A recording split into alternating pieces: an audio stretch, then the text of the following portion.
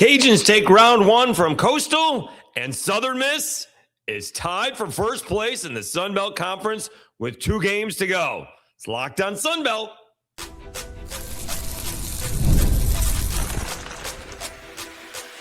You are Locked on Sun Belt, your daily podcast on the Sun Belt Conference, part of the Locked on Podcast Network, your team every day. All right, Dave Schultz, Locked on Sun Belt, your teams every day. Lots of blowouts on Thursday. That's a good thing because we got some run rules and these games ending early, so I can do this not too late. All right, App State, one of those routes, they take care of Georgia State, and it all starts off with the Cajuns, Cody Brasch. He was outstanding. 1 base hit, no runs, no walks, 7 punch outs. Now, he does leave the game up 5-0, and I thought that was a big 9 outs. Cajuns do give up a 2-run home run in the 7th, but that was about it. Almost a 2-run home run in the 9th to the wall. But a couple of things. He only pitched 88 pitches. I was kind of surprised he had that many pitches because he hadn't walked anybody. And while he struck out 7 in 6 innings, that's good, but it wasn't like 10 or 11 or something like that where, strikeouts usually take more pitches. And so it's kind of interesting that he came out that early. Now, looking ahead, he's going to pitch game 1, I presume, of the Sun Belt Conference tournament. But Matt Degg said we have to get to the Sun Belt Conference tournament first before we can worry about the NCAA tournament. So if that's what you're thinking, then I would have kept him in 1 more inning. I would have gone to the 100-pitch mark-ish in this case. All right, now it works out. Cajuns take care of Coastal Carolina. Probably should tell you the final, 7-2. Okay. The other thing I was a little bit surprised about was the amount of innings that Luke Jones has pitched this year compared to a Cody Brasch. Cody Brasch, coming into this ballgame, has only started 5 ball games. Luke Jones has started all 13 of his appearances. He had 68 1/3 innings pitched coming in, and Cody Brasch had 58 innings pitched coming in. He's pitched extremely well in his 4 or 5 starts. Certainly his last 4 starts, if not 5, and obviously tonight makes 6. Luke Jones did not pitch particularly well in this ball game. Kind of got nickeled and dimed a little bit. The numbers, he kind of took one for the team where he went 96 pitches. He came out for that 6th inning, maybe even came out for the 5th inning. He gave up 9 runs on 5 base hits, a walk, and 3 punch outs. Did hit a batter. But he went at least 1 more inning than he probably should have. So he kind of took one for the team for a little bit to eat up some pitches there and eat up some outs. But he gave up. I mean, the Cajuns get a dribbler through the middle, a stolen base, a ground out, and an RBI ground out, and they're leading 1-0. Drew Markle, the 3rd baseman for the Cajuns, now is with 2 outs, but he scores all the way from first on a bloop double that barely hits inside the right field line. Not even a throw to the plate. That's how fast Drew Markle is. So they just got some clutch base hits, moved some runners along, kind of like the way Coastal does. And again, he kind of got nickeled and dimed a little bit, but 5 runs on 9 base hits in 6 innings is not great. Was that what it was? Is that what I said? It was in 6 innings, and I think he came out to pitch the 6th just to eat up some outs for the bullpen. So the Cajuns take it round 1, all right? Now, we usually don't do this, but these are all blowouts. I think Troy and ULM, were the closest game of the night, and we'll get to all of them here. But I do want to look at the RPI for the Cajuns. Now, before the game ended, it had gone up to 47. We'll see what it is when I wake up in the morning. It was 47 before the game ended. And let's see if Ward Nolan updated it here. It's down to 42. or up to 42, whichever way you want to say it. It is 42. Coastal falls to 26, which is not much. I think it was a 24 when they get after the game ended. So they're 26, but the Cajuns are at 42. So now, if the Cajuns take 2 out of 3, that's where they're going to end up. They're going to end up at that 42 mark because they're going to pop to 37 or 38, and they'll fall and they'll lose a little bit if they lose one of the next 2 ball games. But having said that, if they don't lose one of the next 2 ball games and they win it and they're sitting at 35 heading into that Sun Belt Conference tournament, win 1 ball game and I think you're in. Win a couple and you'll be in really good shape. So the Cajuns put themselves in good shape. The big news here, the big news on this one is Coastal Carolina losing 20-8. And Southern Miss, again, we usually don't do this, but it's 14-1 over Georgia Southern. Southern Miss had a 10-run second inning. All right. Cajuns ball game was just about 3 hours. This one is just over 2 hours, but it's going to last about 6.5 innings. It's 14-1 Southern Miss. So in this case, we're going to tell you that Southern Miss and Coastal Carolina are going to be tied atop the Sun Belt Conference.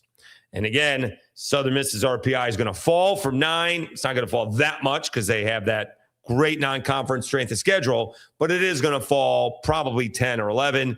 But nonetheless, if they can be Sun Belt champions, regular season, either solo or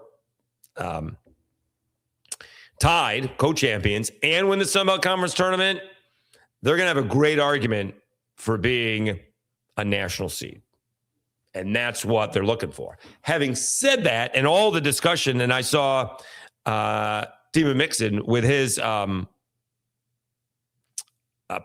view from the press box earlier in the week, not Thursdays, but earlier in the week, talking about it. Remember, and not to bring up bad memories, Southern Miss should have hosted a super regional last year without being a national seed. And it wasn't Alabama and Miami that brought them down, although they did lose to Miami in the regional final. It was Columbia who set themselves up to put them in a bad spot. I think if they beat Columbia and they're in the winner's bracket, I think they win that regional, and they're hosting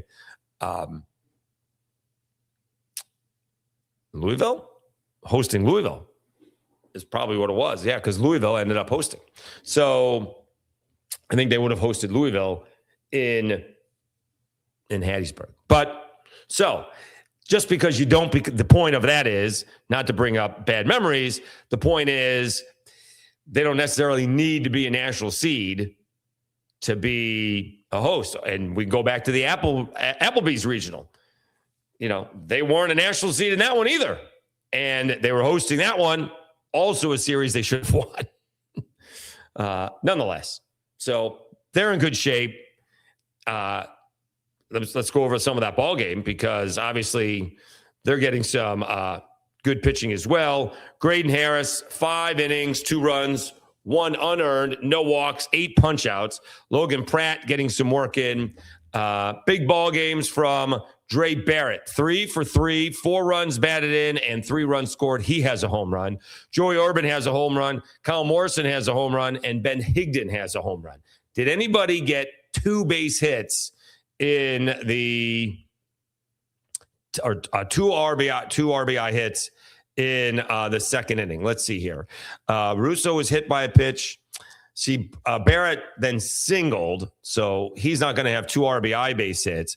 But Drey Barrett did homer, although Matthew Russo was hit by a pitch twice in the same inning. Goodness. And unfortunately, Tucker Stockman made the first and third outs in that inning. Ouch, ouch, ouch. The first and second outs in that inning. That's even worse. Not the first and third outs. He made the first and second outs in that inning. Tough night for Tucker Stockman. Nonetheless, Drey Barrett did hit a grand slam, apparently. All right. So he hit a grand slam after Russo was hit for the second time in the inning. Poor Matthew Russo. So Southern Miss is tied atop the standings with Coastal Carolina. We'll wake up and find out the final. We'll see the final. It's going to be a final probably before we finish this podcast recording, unless Southern Miss scores another 10 runs in the bottom half of the sixth, and we're not going to make it. All right.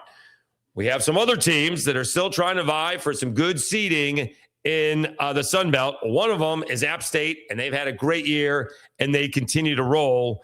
They shake off the series loss to the Cajuns and take it out on Georgia State. We'll talk about that right after I tell you about Rocket Money.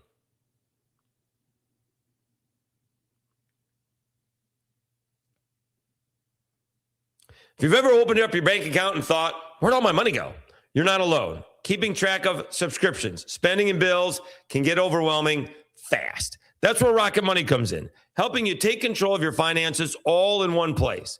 It tracks all of your subscriptions in one spot and can help cancel the ones you don't need with just a few taps. It automatically categorizes your spending so you can actually see where your money is going, and you can set budgets, get alerts, and stay on top of upcoming bills. It just makes everything feel more organized and gives you a clearer picture of your finances day to day.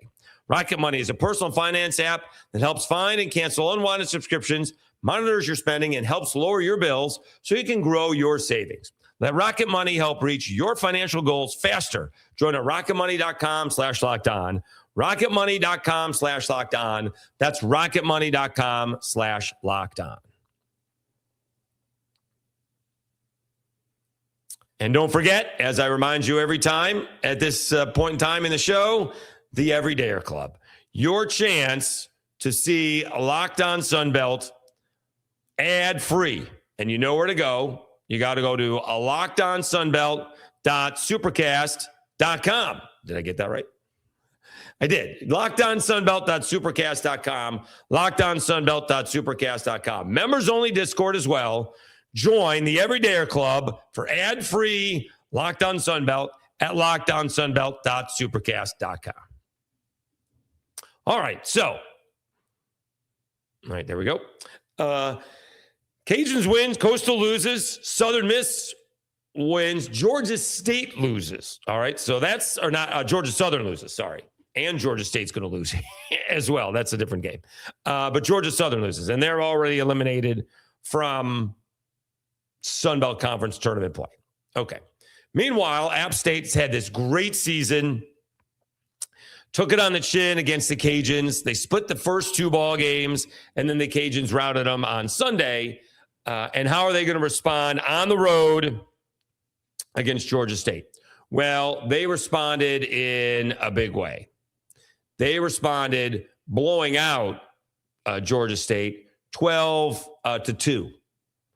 It was App State scored 2 in the first, but Georgia State responded with 1. But then App State 1 in the second, 1 in the third, 1 in the fourth.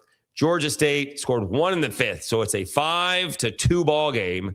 But then App State put 7 on the board in the ninth, and they win it 12-2. That is big for App State trying to hang on to that third seed in the Sun Belt. Let's check out who had big ball games for App State. Brooks Wright appears to hit another grand slam on Thursday night. He was 1 for 1. So he came in to play defense for the catcher, Tommy Walker, and he hits a grand slam in his only at bat of the game. All right. Although Tommy Walker earlier in the game, he also hit a grand slam, and Riley, or not a grand slam, but a home run. And Riley Luft also hit a home run. Let's see, before we get too carried away,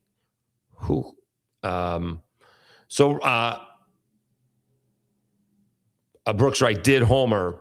That was a grand slam. That kind of put the finishing touches on it. But Riley Luft actually, he got hit by a pitch, so maybe he came out because he was a little bit banged up. Am I getting that right? Let me see. It's Tommy Walker, though, right? Tommy Walker's the catcher. Okay. So it looks like Brooks Wright went in there as a defensive replacement to get Walker out of there to get him some breaks. Okay, so App got a nice outing by Nick Dorito. 5 innings, 5 hits, 2 runs, 3 walks, 11 punch outs. See, with those kind of numbers, he even had more because he had 3 walks and 11 strikeouts, 104 pitches in only 5 innings. Max Tramontana, he came in and shut him down. No runs, 1 base hit, 4 strikeouts, and 4 innings pitched. So App State remains third in the Sun Belt. They are going to be 1 game ahead of Troy. All right. Now, the Cajuns all of a sudden have moved into 5th place, tied with South Alabama. Remember, they're ahead of South Alabama because they won that series. Now, we'll start to break this down. I'll start looking at the brackets, who gets who. Before it was App State playing the 6th place team, and I guess it would be Troy and the Cajuns playing. That may be better off for Troy. Louisiana did a number on App State, and Troy did a number on the Cajuns. Although a couple of those games were close, right? A couple of those games were close. But nonetheless, that's where we are as of right now. All right. And then going through it a little bit, and we'll talk. It helps out with these bullpens, I guess. Arkansas State with a big win over South Alabama. They won 10-0 in a run rule game. They got 10 runs on 16 base hits. My goodness. All right. And so Arkansas State, they moved up. They are now tied with Georgia State for 10th. All right.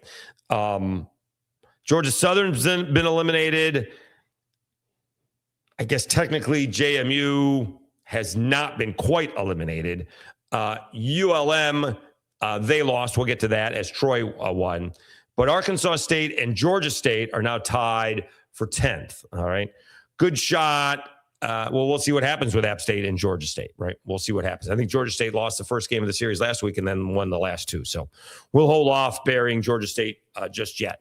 But that was a big win by Arkansas State to go into Mobile. South Alabama's looking for a good seeding. They're now dropped to the 60s. They're not going to get an at-large berth whatsoever. They have to win the Sun Belt Conference tournament. Same goes for Arkansas State. But right now, they were on the outside looking in. They need to win to get into the Sun Belt Conference tournament. They got an RPI of 57. All right. Meanwhile, Troy actually had the closest victory of the night. That was a 6-4 ball game over ULM, and that propels them into 4th in the Sun Belt standings. They are 1 game back of App State, keeping the pressure on the Mountaineers, 1 game ahead of the Cajuns. But remember, and here's the thing, it's not going to matter who finishes 4th or 5th. They're playing each other. So I presume that the winner goes on to, they don't reseed it, right?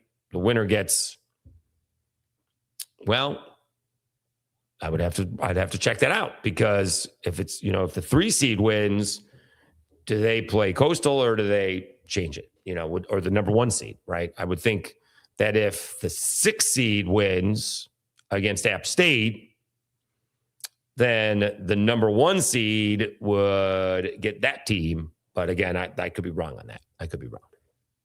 Like that, they probably don't reseed it. It's one side. You're on one side or the other. All right. It'll be easier to see it when the bracket comes out, but we can figure out the bracket here when I get a chance. All right. Nonetheless, Troy with a nice 6-4 win over Monroe. Texas State blanks Marshall 5-0. And that's a big deal because those 2 teams were tied. And now Texas State is actually tied with Old Dominion, who won 5-1 and puts James Madison on the verge. They probably are eliminated, but on the verge of elimination to be in the Sun Belt Conference tournament. And all of a sudden, Old Dominion, 28-24, 14-14 in the Sun Belt. They've had a nice little stretch here, right? Let's see here. Let's see. In April, they did lose 2 out of 3. I mean, you go back to March. They haven't won a series at all, right? They're lost to Troy 2 out of 3. They lost to App State 2 out of 3. They lost to South Alabama 2 out of 3. They lost to Southern Miss 2 out of 3. And then they lose 2 out of 3 to Marshall. That's the middle of April. So now we're in the middle of May. They sweep Georgia Southern. They did lose 2 out of 3 to Georgia State, but they take 2 out of 3 from Arkansas State, and they took 2 out of 3 from Coastal Carolina. And all of a sudden, they've won 5 out of their last 6 Sun Belt ball games, and they find themselves even. That's a nice turnaround for Southern Miss. I'm looking at the Southern Miss. For ODU. That's a good turnaround for ODU. And a win tomorrow, or today, as the case may be, probably puts them in good shape to be in the Sun Belt Conference tournament and not necessarily have to worry about it on Saturday, although you may be able to move up a spot or two, come Saturday, depending on what the standings are. You're trying to get, here's the deal. You're trying to get out of the first 4. So Old Dominion could absolutely, pass Texas State and South Alabama and end up 6th, and you don't have to play in those first 4. So there's actually reason to, try and sweep ODU. All right. So there is that. All right, let's take a timeout. That ran a little bit long. It's kind of blowout city on Thursday in the Sun Belt. You usually don't see that because these are the aces, and we really only got that on one side of the scoreboard. We'll talk about that after I thank everybody. All right, on the verge of 2,970 subscribers. We had 2,969 the last time I checked. Nice. And I do appreciate it. We put out 2 episodes on Thursday, the Butch Jones episode, which I'm having issues trying to cut up for shorts. And we put up the preview for the weekend for the final regular season of the baseball season. So we did 2 of those. We had some great numbers. Do appreciate it. I'm going to try and get some shorts for each one of those. And so we'll talk about them throughout the weekend because then you can post that on, Saturday and Sunday. But I do appreciate it. If you are new here, please go over to YouTube. You're there already. Subscribe, Locked On Sunbelt. It's a big help. And then again, don't forget about the audio podcasts, Apple Podcast and Spotify. It's all a big help. And it could be a very, very exciting Sun Belt Conference tournament. And does the Sun Belt get 3 or 4 teams in to or we'll put it this way. Yeah. Do they get more than 2? And can it be 3 or 4 teams in the NCAA tournament? All right. Thank you so much. And let's wrap up this episode as it was blowout city on Thursday night. All right, Dave Schultz, Locked On Sunbelt, your teams every day. All right, let's go over the scores. We do have a final. Southern Miss does defeat Georgia Southern 14-3. So we're going to give Warren Nolan a minute or 2 to see if that changes. They were 9 as of when we started the podcast. All right, so they were 9. It'll take a minute to add it up. All right, it just went final. Arkansas State beats South Alabama 10-0. There's one of your blowouts, right? The Cajuns beat Coastal Carolina 7-2. I'm not sure that score was that close. It was 5-0 at one point in time, although that's the same 5-run differential. Cajuns did miss an opportunity to blow it open, I believe, in the 8th inning. Maybe it was the 7th inning. They had the bases loaded, already scored a run, and hit into a double play and couldn't add anything more. All right. But that game, they out-hit them 11-3. Cody Brasch was outstanding in this ball game. Luke Jones, 5 runs on 9 base hits. All right, Troy gets the close win. They hang on 6-4. ULM scores 1 in the 8th, but that's as close as they could get it.